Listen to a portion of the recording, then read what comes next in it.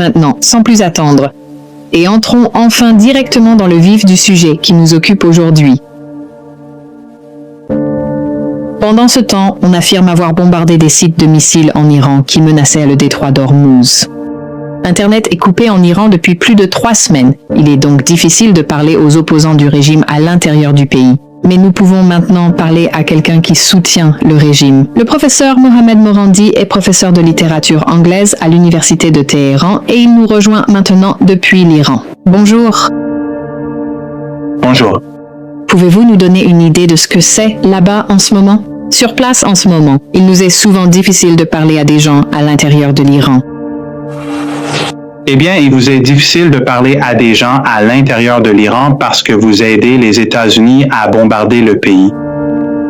Notre régime est impliqué dans le meurtre de personnes, donc Internet est coupé pour l'usage international, mais vous pouvez utiliser des sites web et des applications iraniennes.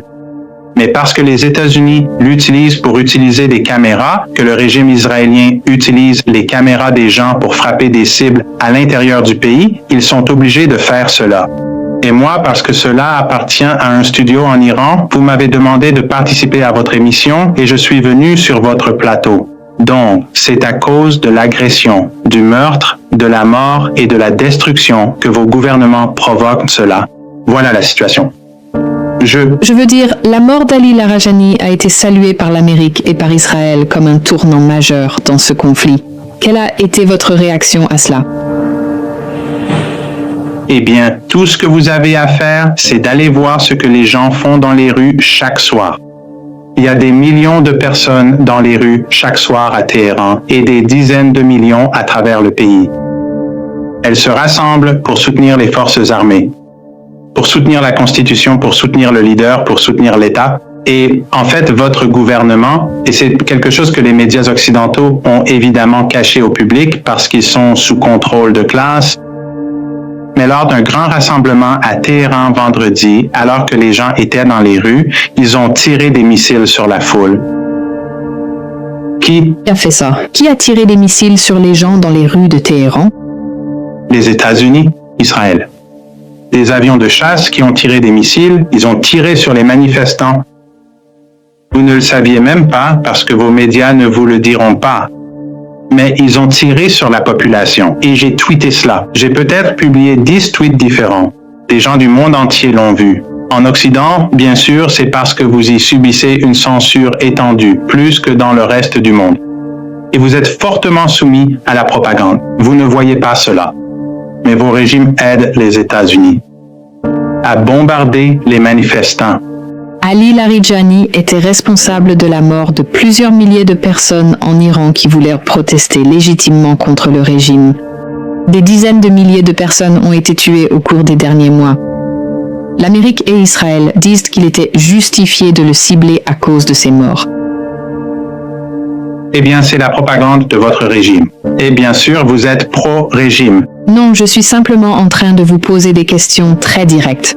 Et je vous pose une question qui concerne la mort de dizaines de milliers de manifestants. Ne soyez pas lâches. Laissez-moi répondre. Ces 3117 personnes qui ont été tuées, c'est votre responsabilité et celle de vos régimes. Parce que vous avez envoyé des terroristes et leur avez donné des armes pour massacrer des centaines de policiers et des hommes et d'innombrables personnes dans les rues afin de créer une insurrection armée. Quelle preuve avez-vous de cela? Quelle preuve avez-vous de cela? La preuve? Le Mossad, dans une déclaration en persan, a dit qu'ils avaient des gens sur le terrain. Pompeo, dans un tweet, a dit que le Mossad est sur le terrain. Pompeo, dans une interview sur, je crois, la chaîne 13 ou 15 en Israël, a dit que la CIA est sur le terrain. Plus important encore, la chaîne 14 en Israël, qui est proche de Netanyahou, a déclaré que des agences de renseignement étrangères ont apporté les armes pour tuer les centaines de policiers. Que ce soit le cas ou non, vrai ou pas, votre gouvernement, excusez-moi, vos médias ne diront pas cela au peuple. Vrai ou pas, les images existent. Qu'il y ait ou non des agents sur le terrain, vous n'avez aucune preuve que quelqu'un soit armé. Et en outre, il existe des preuves significatives que le régime iranien était responsable de la mort, non pas de 3000 personnes, mais de dizaines de milliers de jeunes qui ont, dans de nombreux cas, été abattus dans le dos, tués à bout portant. Certaines personnes ont même été tuées à l'intérieur des hôpitaux où elles étaient venues se faire soigner. Que répondez-vous à cela? Eh bien, vous mentez, bien sûr, et vous produisez de la propagande. Et je pense que, de plus en plus, les médias occidentaux ne sont que de la propagande. Des dizaines de milliers de personnes, c'est exactement ce que vous et votre régime avez aidé les Israéliens à faire à Gaza. Et vos drones recueillaient des renseignements pendant toute la période du génocide à Gaza. Vous êtes responsable d'un holocauste. Vous êtes complice de cet holocauste, donc vous avez besoin de détourner l'attention. Vous avez besoin de projeter sur les Iraniens ce que vous faites réellement. Mais pourquoi? Si le régime iranien, comme vous aimez l'appeler, et cela vous fait vous sentir mieux, pourquoi le régime iranien a-t-il autant de millions de personnes qui le soutiennent dans les rues chaque jour? Est-ce qu'il existe actuellement des citoyens ou des groupes de personnes qui s'opposent de manière active au régime politique en place en Iran? Bien sûr qu'il y en a, mais la grande majorité des gens le soutiennent. Et c'est pour cela que vous avez perdu cette guerre. Et c'est pour cela qu'en fin de compte, vous allez devoir faire face aux conséquences, parce que le détroit d'Ormuz est fermé. Et c'est à cause de vos politiques et de celles de vos maîtres à Washington que l'économie mondiale va s'effondrer. Et l'Iran va continuer à frapper les intérêts américains dans le Golfe Persique à cause de cette agression non provoquée. L'Iran va continuer à s'en prendre aux actifs américains dans le Golfe Persique à cause de cette agression non provoquée. Vous menez guerre après guerre. Vous détruisez l'Irak, vous détruisez l'Afghanistan, vous détruisez la Libye, vous étranglez Cuba. Vous avez détruit le Yémen. L'Iran est un pont trop loin. Vous vous attaquez aux mauvaises personnes. Et vous verrez dans les semaines à venir si vous réussissez ou non. Combien de temps l'Iran peut-il maintenir la fermeture du détroit d'Ormuz? Indéfiniment. Parce que cela nuit aussi à votre économie, n'est-ce pas? Pour nous, c'est une lutte pour la survie. Pour vous, c'est une lutte pour maintenir la classe Epstein et le suprémacisme ethnique en Palestine. Pourquoi mentionnez-vous Jeffrey Epstein dans ce contexte? Quel est le lien logique ici? C'est très clair.